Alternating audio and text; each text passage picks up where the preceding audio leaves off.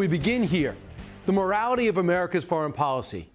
Where has it gone? You know, traditionally, the United States has always stood for freedom and liberty, a symbol for those who aspire it and denied it abroad. Heck, even Joe Biden promised to stick with that tradition of our great nation early in his presidency. Diplomacy is back. You are the center of all that I intend to do. Integrity in all you do, standing up for democracy and human rights around the world. Yeah, it sounded good, right? Where's that Joe? Instead of engaging and encouraging the people in need, we are encouraging our enemies at the helm. Venezuela, for example, a nation proven to be the best at creating refugees and repression. We've eased oil sanctions and allowed Chevron to drill, signaling to the people struggling under Maduro's horrible regime that we are not with the people, we're with the profits. In Iran, a ruthless country that would rather kill every one of its citizens than give them any human rights, we've done so very little, if nothing to hold them accountable and the regime accountable for the way they treat their own people, even as their people chant in their streets. And our phrase, actually quoting Patrick Henry, saying this, give me liberty or give me death. They're quoting a great American. Where's a great America? For President Biden, he has prioritized a terrible, outdated nuke deal over our ideals, perhaps, if there is a plan. And in China, we never looked so weak. We watch passively as China's zero COVID policy has them welding families into their houses, starving them in their apartments, smashing their protesters to the ground. Look at this. We are displaying caution instead of stern warnings. What happened to America's moral compass? When we took a look back in history, we always tried to find peace in the past while the rest of the world was going to war without going to war. For example, 1953, President Dwight Eisenhower inspired freedom as the uprisings began to foment itself behind the Iron Curtain. Watch.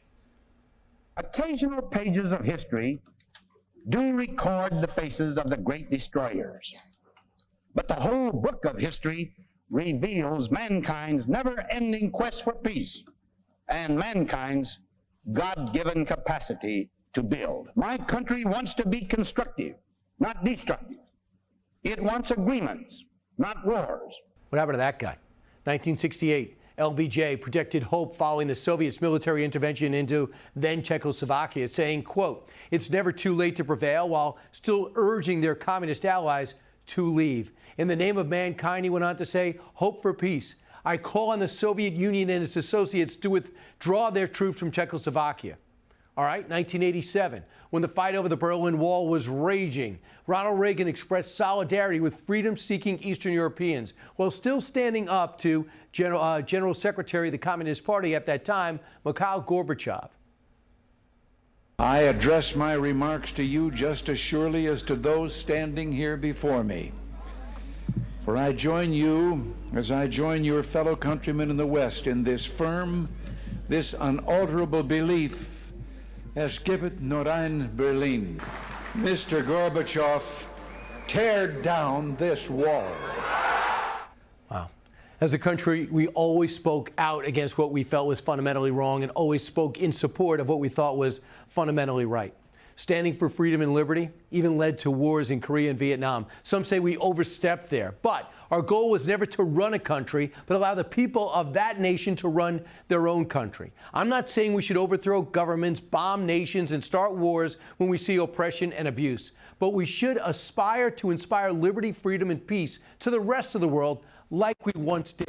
We should provide the hope and a barometer for what these other countries can accomplish and achieve, because freedom and liberty should be rights for all human beings. And for almost 250 years, we have been the one nation to aspire to get it right and inspire others who want to follow America's path. Why stop now? Hi, everyone. I'm Brian Kilmeade. I want you to do me a favor. I want you to click to subscribe to the Fox News YouTube page. This is the only way that I know for sure that you're not going to miss any great commentary, any great news bites, any great interviews coming your way on Fox. You can get it all here on YouTube. So subscribe right now.